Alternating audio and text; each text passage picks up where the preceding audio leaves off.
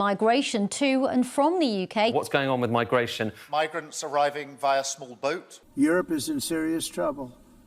They've been invaded by a force of illegal aliens like nobody's ever seen before. Go on. The camera's rolling. I don't care. Just relax. They're markets. Just relax.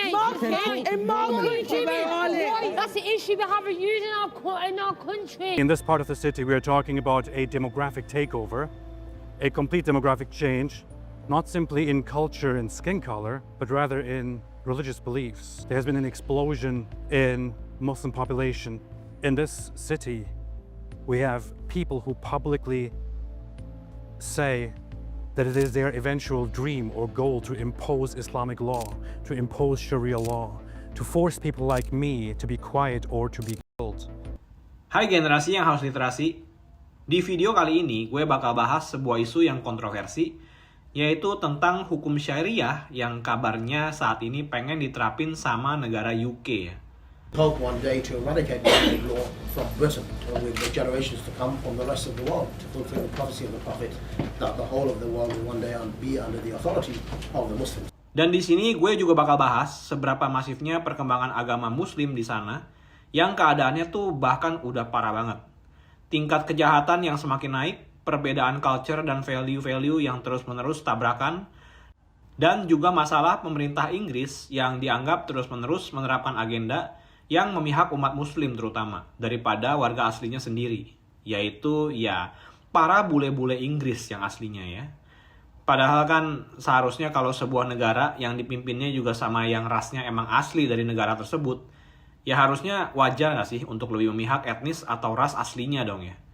Kan budayanya juga harusnya lebih sesuai, negaranya juga punya mereka gitu kan. Jadi etnis asli seharusnya yang lebih punya suara lah. Since harapannya kan memang pemerintahnya juga lebih mengutamakan kepentingan etnis asli negara itu dibandingkan dengan etnis lain. Malah yang sekarang ini beda nih kejadiannya. Yang sekarang lebih mentingin kepentingan etnis lain, bahkan yang ilegal sekalipun. Dan bahkan kalau para ilegal atau etnis lain ini melakukan kejahatan, mereka malah dimaklumin. Jadi gokil banget keadaan di sana. Cuma memang masalah tentang imigrasi ini punya perspektif yang berbeda-beda ya. Terutama kalau melihat dari sumber-sumber media mainstream yang juga didorong sama pesan-pesan politik. Yang ngebuat perspektifnya lebih rumit lagi. Karena balik lagi, yang namanya media itu berpengaruh banget dalam menggiring opini berdasarkan narasi-narasi yang diberikan, tergantung kepentingannya mereka ya. Supaya terkesan hal ini tuh adalah hal yang normal dan hal yang harus dilakukan. Kayak sekarang ada dua sisi seperti ini. Dari media mainstream narasinya begini. Well, why is it public concern number one when overall numbers of people coming into the UK are, believe it or not, coming down? Sedangkan dari media lainnya, Meanwhile, 11,000 people have crossed the channel in the last few months. You really couldn't make it up. It would be funny if it wasn't so depressing. And you have to wonder why. masalah ini jadinya ngebuat perpecahan di dalam bangsa itu sendiri. Ada yang mendukung banget imigrasi, walaupun ilegal sekalipun, karena untuk melindungi hak kemanusiaan. Sedangkan ada juga yang menentang banget imigrasi, apalagi ilegal, karena untuk melindungi warga-warga penduduk asli Inggris itu sendiri. Memang ini semua permasalahannya ada di narasi yang bakal gue jelasin di dalam video ini. Yang bahkan ada teorinya yang berjudul The Great Replacement Theory. Jadi pastiin kalian nonton sampai habis dulu sebelum mengambil kesimpulannya. Dan sebagai disclaimer juga, sebelum gue mulai video ini, gue mau tegasin dulu kalau ini nggak ada maksud untuk menyudutkan kepercayaan dari seseorang atau ras sebuah bangsa juga. So you don't think it's racist to say that migrants are causing crime? No, it's not. It's not racist. I have friends who are not English.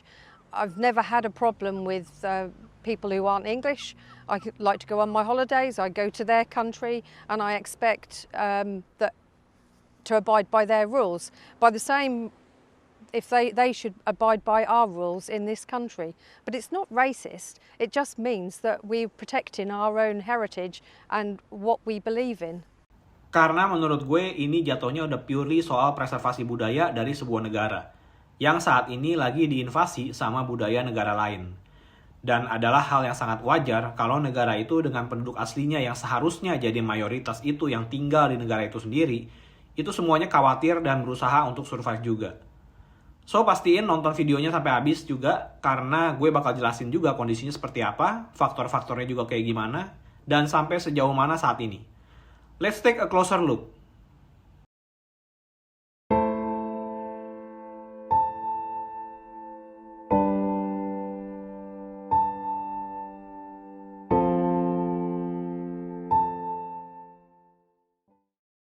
Masalah imigrasi di UK ini udah menjadi isu yang bisa dibilang gede dan pecah banget ya. Mungkin buat yang nggak bisa terlalu peduli sama masalah ini, hal ini bisa dibilang cukup sepele ya buat negara Indonesia terutama. Tapi gue mau kasih berbagai konteks dan perspektif kalau justru hal ini adalah isu penting yang bisa jadi bahaya juga kalau sampai memang masalah imigrasi ini dijadiin senjata atau agenda dari pihak-pihak tertentu. Yang sebenarnya Indonesia pun juga nggak lepas dari hal ini. Karena bisa aja agenda ini diterapin di Indonesia ya. Bahkan Jepang pun melihat apa yang terjadi di UK ini. Dan mereka tuh jadi makin takut dan makin jaga-jaga lagi sama yang namanya imigrasi. Apalagi imigran-imigran yang statusnya ilegal dan juga para pencari suaka. Yang efeknya itu jadi malah mengubah pandangan politik tiap warga negaranya. Termasuk dalam memilih prime minister mereka. Jadinya ini sebuah hal yang sangat wajar bagi suatu negara untuk melindungi identitasnya, preservasi budayanya, dan cara hidup bernegaranya. Tapi di sini sebelum masuk ke argumen soal masalah mendukung atau tidak mendukung masalah imigrasi ini, gue mau jelasin dulu latar belakang dari munculnya masalah imigrasi liar yang terjadi di UK ini. Secara background, masalah imigrasi itu mulai memburuk dan mencapai angka tertinggi di tahun 2016. This graph by Oxford University's Migration Observatory, published in January, shows that since April 2022, from a low of just 6%, the share citing immigration as a top issue has climbed steadily, peaking at 38% in October 2024, the highest since 2016, the year of the Brexit referendum. Sejak Perdana Menteri UK yang saat itu dipimpin sama Boris Johnson. Do you use AI? Absolutely. Do you use ChatGPT? Do you know ChatGPT? I love ChatGPT. I love it. Menerapkan yang namanya Brexit. Walaupun di tahun-tahun selanjutnya ini imigrasinya udah mulai turun lagi peningkatannya, ya ini dunia kena masalah COVID ya. Jadi masalahnya berlanjut. Yang ini efeknya ngebuat UK yang saat itu udah kepisah sama bagian dari European Union, itu kekurangan para pekerja-pekerja kasarnya. As the economy recovered, everybody was completely panic-stricken about the shortage of workers in literally every field of employment. We had no lorry drivers, we had no people to stack the shelves. Dan ini ngebuat Inggris akhirnya ngebuka lagi keran imigrasi, terutama buat orang-orang India sama orang-orang dari Afrika Sub-Sahara, kayak negara Kongo, Nigeria, Angola gitu-gitu ya. Pokoknya kebanyakan orang hitam, yang sampai pada akhirnya terus berlanjut sampai saat ini. Ditambah lagi sama faktor lainnya yang namanya pertumbuhan populasi yang terjadi di UK, itu juga tiap tahunnya terus menurun. Ditambah juga ada lagi, udah ada yang lahir pertambahannya makin kecil, populasi yang makin tuanya juga itu makin banyak. Jadi yang namanya udah tua itu kan bukan usia produktif lagi ya. Kalau bukan usia produktif lagi, jadi yang nanti ngisi lapangan pekerjaan kasarnya siapa?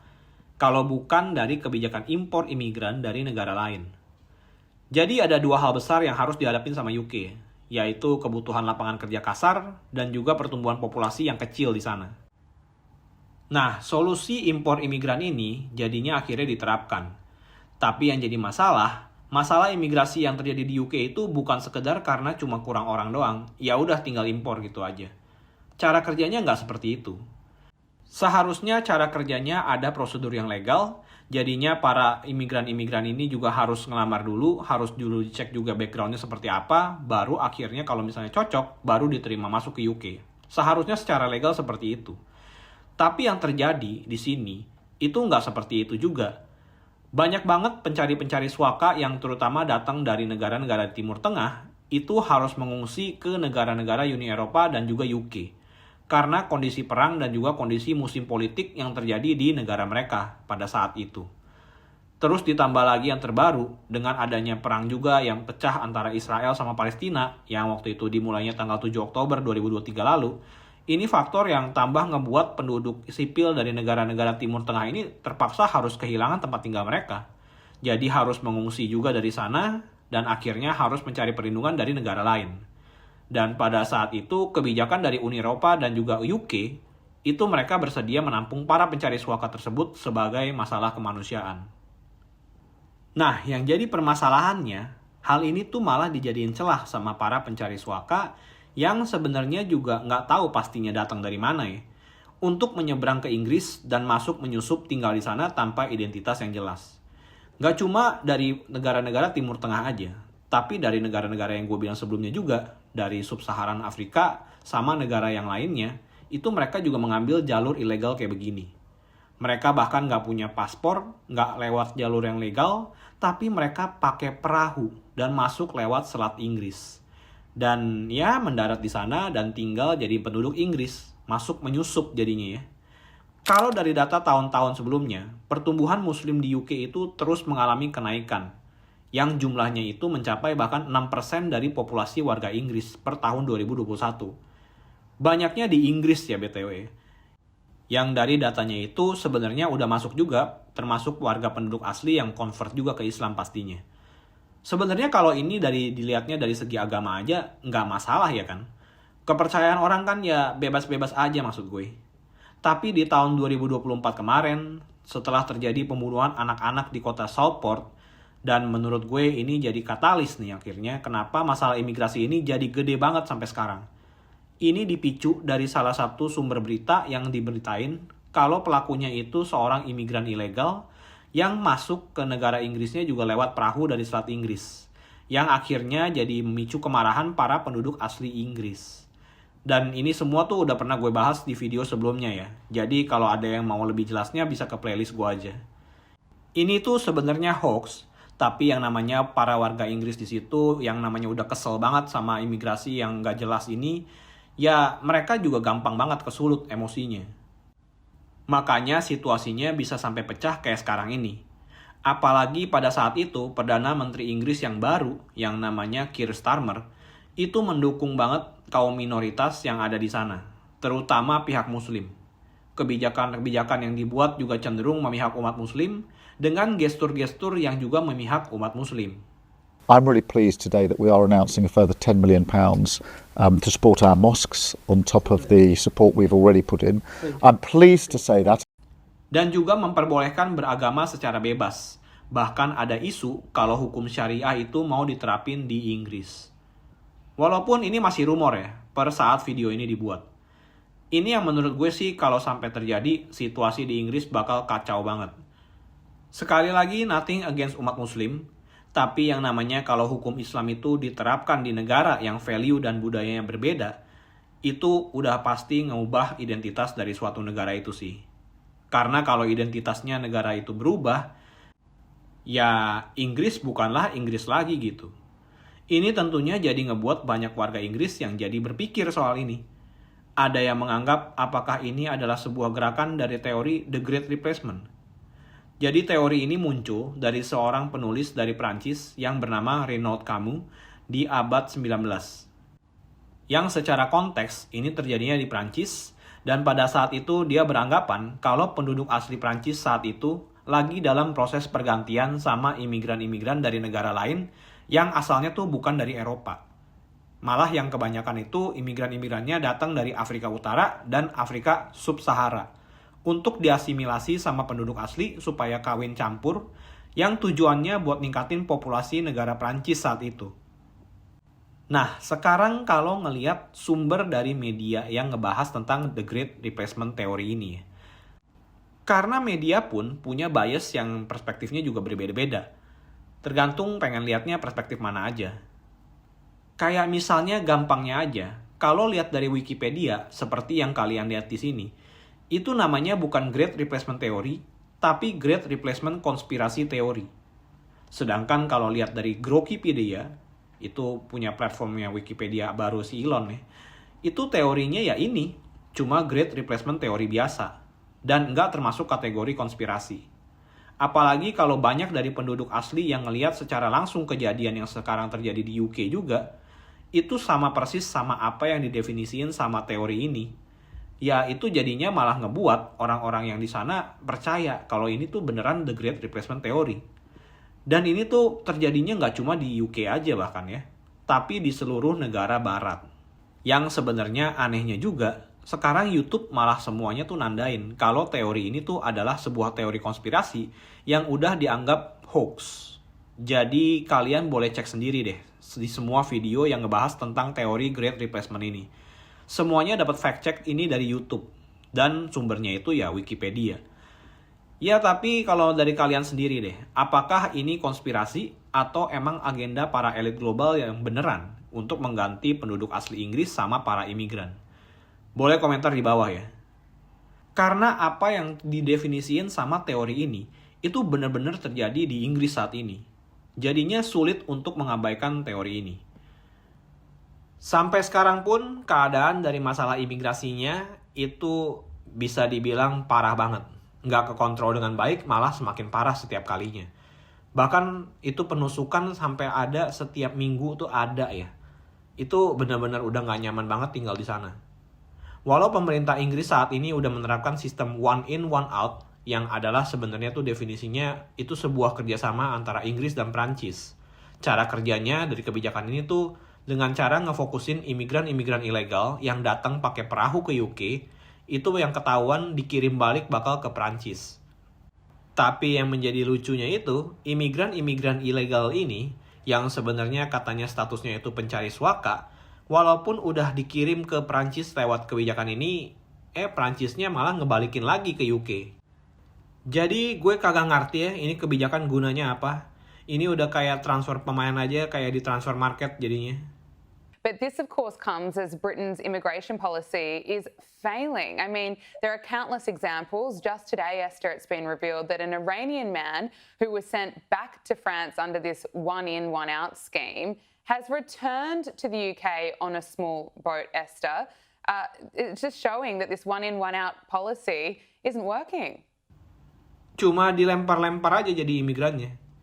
Ini kebijakan jadinya dipandang gak efektif dan cuma dibuat supaya buat mengurangi keresahan masyarakat penduduk asli Inggris aja jadinya. Dan kasus penusukannya itu banyak banget ya. Hampir setiap minggu itu ada. Bahkan hampir setiap hari deh. Itu ada aja deh korban-korban yang ditusuk di UK. Jadi situasinya tuh udah parah banget dan bahaya banget di sana. Ya, ini video juga gue buat, itu sebagai warning juga buat kalian yang rencananya ke sana ya. Mendingan nanti dulu deh kalau situasinya udah lebih kondusif. Pas gue lagi editing video ini aja, ada lagi penusukan di Huntingdon. A man has been taken to hospital with serious injuries after multiple people have been stabbed on a train in Huntingdon. 10 orang kena tusuk. Padahal di hari sebelumnya, itu gue masih ketawa-ketawa ngeliat iklannya Ricky Gervais di stasiun kereta bawah tanah yang ngasih tahu di iklannya, itu kalau lu ke London jangan lupa pakai rompi anti tusuk. Menurut gue iklannya smart banget, satir dan lucu juga. Tapi akhirnya ini iklan disuruh kagak boleh tayang dan akhirnya mesti turun. Pas diturunin di hari selanjutnya, langsung terjadi penusukan di sebuah stasiun kereta bawah tanah lain. Itu benar-benar udah gila banget. Has just put out on X today, a sort of joke, not really a joke, but it's saying, going to London, don't forget your stab vest. Well, he said that just before this alarming event happened. And I think he is right. I really do. We cannot pop out to the shops. We can't walk the dog. We can't get on a train. We can't get on the tube. We can't walk down London's main streets. And certainly not in central London, without feeling under threat. Oke, sebenarnya tapi kalau dilihat-lihat lagi, kenapa para penduduk asli Inggris itu resah banget sama pertumbuhan populasi imigran, terutama umat muslim? Dan kenapa harus muslim gitu ya? Sebenarnya faktor utamanya itu adalah peningkatan angka kejahatan yang terjadi di sana. Bahkan baru aja kejadian lagi, ini ada kasus penusukan terhadap warga asli di Uxbridge yang menyebabkan 1 orang pria meninggal dan 2 orang lainnya luka-luka. Dan pelakunya ini adalah orang dari Afghanistan, yang dimana itu juga penusukannya terjadi banyak saksi juga. Karena itu di lingkungan neighborhood biasa ya. Jadi ini malah ngebuat orang-orang penduduk asli yang tinggal di situ jadi ketakutan. They're pushing us to do something that we don't want to do. We are peaceful people British people never vote against their government. Yeah. They're going to push us through it because they're not listening to us. Our friends, our family are dying. I had a cousin 20 years ago who was stabbed to death and nothing's changed, Julia. Keir Starmer, if you're listening to this, please do something. Terus sebelumnya lagi ada juga kasus yang terjadi di Manchester yang terjadi pada waktu perayaan Yom Kippur, yaitu hari suci orang Yahudi. Dan pelakunya adalah the man who carried out the Manchester synagogue terrorist attack has been named by Greater Manchester Police as 35-year-old Jihad al-Shami, a British citizen of Syrian descent. I'll read that to you again. The man who carried out the Manchester synagogue terrorist attack has been named by Greater Manchester Police as 35-year-old Jihad al-Shami, a British citizen of Syrian descent. That's his picture on your screens right now. Masih banyak lagi sebenarnya kasus-kasus kayak begini di setiap semua kota di Inggris yang ngebuat situasi hidup penduduk asli ya jadinya makin teror banget. Please do something. It's us that are dying on the streets. You talk about being racist. We're not racist. My sister's mixed race. I was a white child brought up in a mixed race family. Nothing to do with race. Exactly. To do with our safety. Terus juga yang kedua faktornya itu perbedaan value yang bener-bener ya udah beda banget sama negara barat ya yang bebas sebenarnya. Ya karena di sana kan sebenarnya kalau misalnya yang namanya seseorang menikah dengan 2 istri, poligami dan juga menikahi wanita yang di bawah umur itu kan nggak boleh hukumnya di Inggris ya. Tapi yang namanya dari negara Timur Tengah ini itu masih memperlakukan hukum-hukum Islam yang benar-benar yang emang diterapkan di negaranya lah maksudnya. Jadinya itu pasti perbedaan value-nya ya benar-benar beda gitu, nggak masuk, jadinya tabrakan. Karena yang namanya budayanya beda, normanya juga beda, dan para imigran ini juga statusnya bukan yang legal gitu ya. Jadi bukan benar-benar tipe yang emang datang untuk asimilasi budaya sama cara hidup yang benar-benar menyatu ke negara aslinya. Tapi yang ada para imigran ini malah memaksakan pandangan ideologi mereka dari negara budaya mereka sendiri ke para penduduk asli Inggris. Ya tentunya ini yang bikin jadi pecah banget. Secara ya yang punya negara kan mereka ya. Secara mereka juga penduduk aslinya, negaranya juga negara mereka, ya aturannya harusnya ikutin mereka dong. Kok ada ini orang asing yang datangnya juga ilegal, malah ngatur-ngatur cara hidup mereka. Kalau ini analoginya sistem tubuh, yang namanya kalau tubuh itu diserang sama organisme yang gak dikenal, tubuh itu kita pasti mengeluarkan antibodi untuk bertahan dan melawan kan. Ya sama kayak ini sebenarnya. Kalau ideologi penduduk asli diserang, masa gak dilawan? Karena memang menurut gue ini hal yang cukup aneh sih. Yang sering terjadi itu memang kasus-kasus kejahatan yang dilakuin sama imigran ilegal dan korbannya juga rata-rata penduduk asli yang berkulit putih. Apa nggak langsung keingetan sama yang namanya The Great Replacement Theory tadi? Tapi ya balik lagi itu yang terjadi di UK saat ini ya. Dan sampai sekarang situasinya masih pecah banget. Dan penduduk asli di sana pun ya pastinya makin rasis ya terutama sama umat muslim. Bahkan ada digadang-gadang juga, ini Elon Musk juga kasih ikut warning di sana, kalau kayaknya civil war tuh bakal terjadi juga di Inggris cepat atau lambat. Ya kalau situasinya apalagi terus seperti ini ya. Karena ideologinya kan tabrakan terus ya. The mass immigration is insane and will lead to the destruction of any country that allows unfettered mass immigration. That country will simply cease to exist. Given that there are 8 billion people in the world, it only takes a few percent of the rest of the world to move to the country to where it is no longer that country. A country is not its geography. A country is its people. Apalagi umat muslim yang masuk ke sana juga radikal juga dapatnya. Jadi nggak mau kalah juga. You know, no one's above the law. If the law of the land is Islamic, we respect the law of the land. What if it's not Islamic? If it's not Islamic, then the law of the land and those who make it can go to hell, quite honestly, because Allah said in the Quran, in chapter 33, verse 1, He said, "O Prophet, fear Allah and do not obey the disbelievers and the hypocrites." What message do you want to give to the far-right people?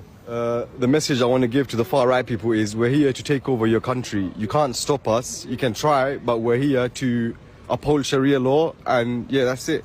Sampai ada yang bilang terang-terangan kalau sistem yang ada di negara Inggris itu lebih baik diganti jadi sistem Islam. Ya gila aja ya, kalau sampai ini yang benar-benar terjadi dan benar-benar diimplementasiin. Soalnya kondisinya lagi pecah, narasinya yang kayak begini, ya makin hancur lah perpecahan di sana. Ini yang ada makin ngebuat nama agama Islam lebih buruk lagi di mata negara barat. Padahal gue yakin nggak semuanya punya pendapat yang sama. Kalau menurut gue, sebenarnya secara dasar sah-sah aja ya yang namanya hak untuk beribadah, terlepas dari agama apapun. Tapi yang jadi masalah di sini sebenarnya bukan di kepercayaannya, tapi di pemaksaan ideologi yang terjadi secara radikal di sana. Karena yang terjadi di sana, beberapa kasusnya itu udah ada yang sampai memaksakan value sebuah agama ke value yang sebenarnya tuh berbeda total dari value negara aslinya. Jadinya nggak masuk dan tentunya ditolak abis-abisan. Apalagi itu meningkatkan crime rate juga yang ada di sana, tingkat kejahatannya. Ya, pada stres lah mereka jadinya. Dan ini terus berlanjut masalahnya. Bukannya ada jalan tengah yang mengimbangi hal ini, kayak sebenarnya ya udah beragama aja gitu kayak biasa gitu. Kalau memang ada yang tertarik masuk dan percaya itu ya bagus, tapi ya kalau enggak ya udah jangan dipaksa, apalagi diajak ribut. Tapi yang ada ini situasinya malah jadi makin ekstrim, yang sisi pendukung agama muslim makin radikal, dan sisi yang menolak juga makin nasionalis. Dan kalau udah begini, ya gue pun nggak bisa bilang apa-apa selain ini reaksi yang sangat wajar dari penduduk asli negara Inggris. Ya karena itu kan negara mereka ya, value-value yang mereka punya juga beda, dan ya mereka udah hidup dengan cara seperti itu ya selama ribuan tahun.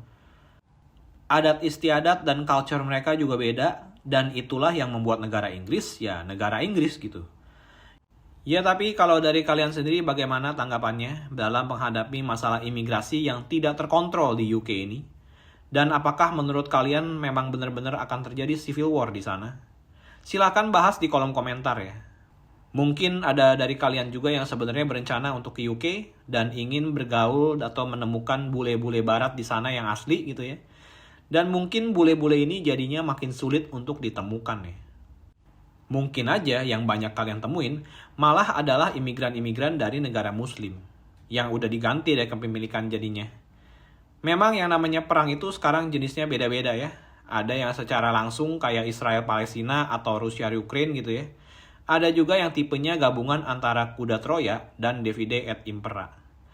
Mungkin ada dari kalian juga yang tinggal di UK dan bisa kasih info juga apa yang terjadi di sana. Apakah benar memang masalah imigrasi di sana tuh benar-benar parah banget imigrannya? Boleh juga komentar di bawah ya. Gue pengen tahu juga.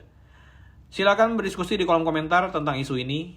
Jangan lupa like, share, dan subscribe. Dan semoga video ini memberikan value yang baru buat kalian ya. Be critical and stay critical.